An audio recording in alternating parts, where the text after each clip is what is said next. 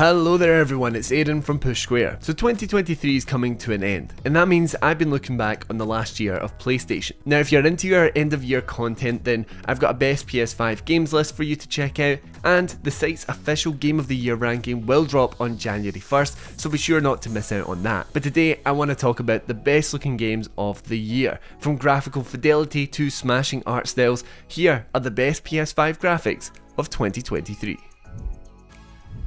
Lords of the Fallen is one of the many games of 2023 to take up Unreal Engine 5, and you can tell. Initially during my review period with the game, it always looked good but it ran quite poorly. But a couple of months later and we have a much better experience. The game really impresses with its finer details, which are all the more apparent as you move from darker settings to ones basking in light. There's a brilliant variety to its settings which show off various lighting models and different forms of environmental textures. And, I've got to talk about those lamp abilities which allow you to peer into the world of Umbral or the Land of the Dead. While Umbral itself isn't as graphically enchanting considering it has a duller colour palette, instantly switching to this grotesque version of the world and watching your surroundings morph around you is never not entertaining, and being able to interact with those elements from Umbral by simply peering through the lamp is a really cool feature.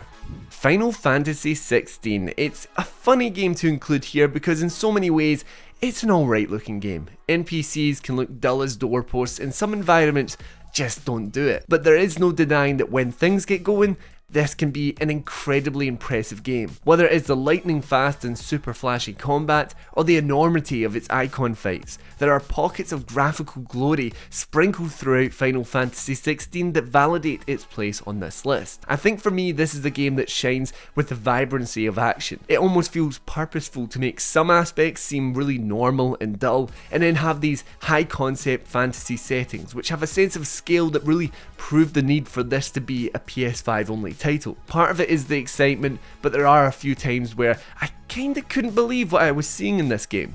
Pixelated art styles have become all the rage in old school RPGs, and we saw that featured in this year's Sea of Stars. However, Octopath Traveler 2 takes the win here with a brilliantly cozy looking HD 2D art style. For me it's a slight depth of field effect which lightly blurs areas of the background and foreground, essentially adding a sense of depth to its world. And this is an enormous game, so there's plenty for you to see, meaning plenty of settings to bask in that pixelated art style. Now while I do love a bit of graphical fidelity with photorealistic graphics, it's nice to see a game lean into the video gaminess of its look, and of course people really respond to it as we're seeing it a little bit more. Drop a comment down below to let me know your favourite modern game with retro graphics. Burning Shores is a wrongfully forgotten DLC entry in 2023, but for fans of the series it's an absolute must. However, what's most notable for me with this DLC is how it ditched cross-gen, which the base game does feature, to go PS5 only. Now initially you may be thinking, why would they do that if the base game can run on PS4? But there's something about this DLC and its new setting of the Burning Shore that somehow make one of the best looking games on PS5 even better looking. It has a bigger sense of scale, especially with that insane boss fight, and I think you can see the finer details and greater colour contrast when you're flying around areas like this lava-ridden stream. It's almost hard to pin down exactly what it is about this DLC that looks better, but it just does, and I remember being really taken aback with it when I checked it out in April this year. Next up we've got another DLC that also ditched its last gen efforts, and that DLC is Cyberpunk 2077 Phantom Liberty. Now while I never personally had too many issues with the base game on PS5 back on launch, even still the difference between then and now is incredibly impressive, and the graphical fidelity on PS5 really shines through in the Phantom Liberty DLC. The new setting of Dogtown leans into some of those noir inspirations and is a bit more playful with light than the base game is. It blows my mind that we can still have an open world that looks this good on the large scale and then seamlessly moves into small interior settings with no loading, lagging, and still maintains a high level of texture details and lighting. For me, it's part of what makes Cyberpunk as immersive as it is, because there's no real point in its setting that takes you away from the experience. It all just flows from one nice looking piece of sci-fi scenery to the next, and does so while looking absolutely stunning, especially with those HDR capable screens. Speaking of games that look great with HDR, Dead Space reeled me in with its its lighting model. It really wants you to have a sense of fear as you wander into the unknown, and I think EA Motive nailed that vibe. The blacks are truly black, and the ambient lighting effortlessly leads you across the USG Ishimura, and it makes it all the more fearful in the segments when you're relying on your flashlight. I think these kind of lighting models are the big difference between this gen and last, and it's elements like that that can excite me a bit more than sheer graphical fidelity. It adds a whole other layer to the atmosphere of the game, which works hand in hand with the incredible audio design. The setting is fully realised in Dead Space, which not only fits with the horror genre perfectly, but it simultaneously showcases the power of remakes like it on the PS5.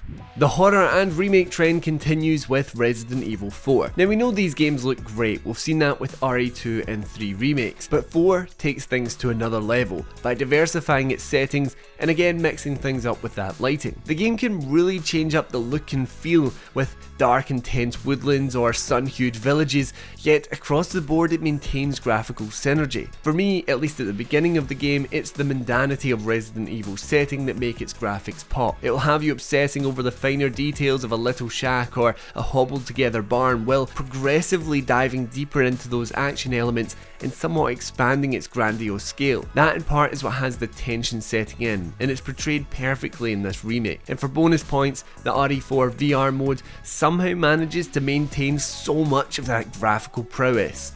At first glance, you may be hesitant to say that SpiderMan II is one of the best looking games of the year, considering how similar it may look to the previous games. But actually, when you put it alongside SpiderMan 1 and Miles Morales, you can see that New York City has come a long way. Now the character models do have a nice level of detail, especially in those close-ups, but SpiderMan 2 is at its most notable when you're swinging around the concrete jungle. Get up close and personal and you will see all the little ways in which Insomniac Games has improved the overall look of the city. From 3D window models with moving characters to greater HDR balancing, meaning there's a much more natural look to the city. Whether you're in motion or taking things slow, New York City is a delight to take in. When I first played a preview of Avatar Frontiers of Pandora on PC, one of my biggest concerns with the game was whether it would look quite as good on consoles. The answer to that question is a resounding yes, because not only does it stand proudly next to the PC build of the game, it manages to become one of the most technically impressive games of 2023. The game is shockingly good looking across all three of its settings, but nothing quite tops the Kinglore Forest, the most visually similar to the Avatar films. The sheer density of its foliage is unparalleled, and the game will maintain a steady performance at 60 frames per second on the performance mode come rain or shine, literally. This is one of those titles you just want to turn off all the HUD and immerse yourself in an utterly gorgeous setting.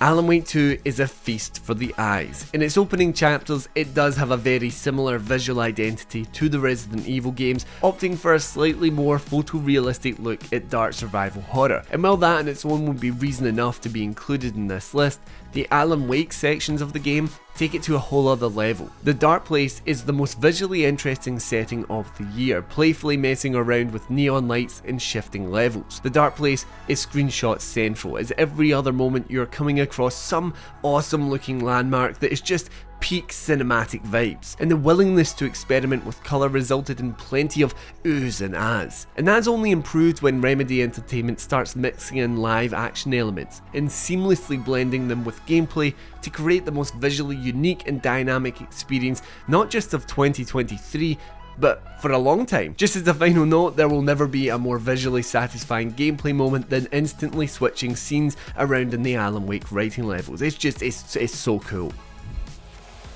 And that is it for our best PS5 graphics of 2023. Please let me know down in the comments your most visually interesting games of the year or of all time. While you're typing out your answers, remember to like and subscribe to ensure you don't miss out on any more PlayStation video content. But anyway, thank you for watching, and until next time, I've been Aiden, and this has been Push Square.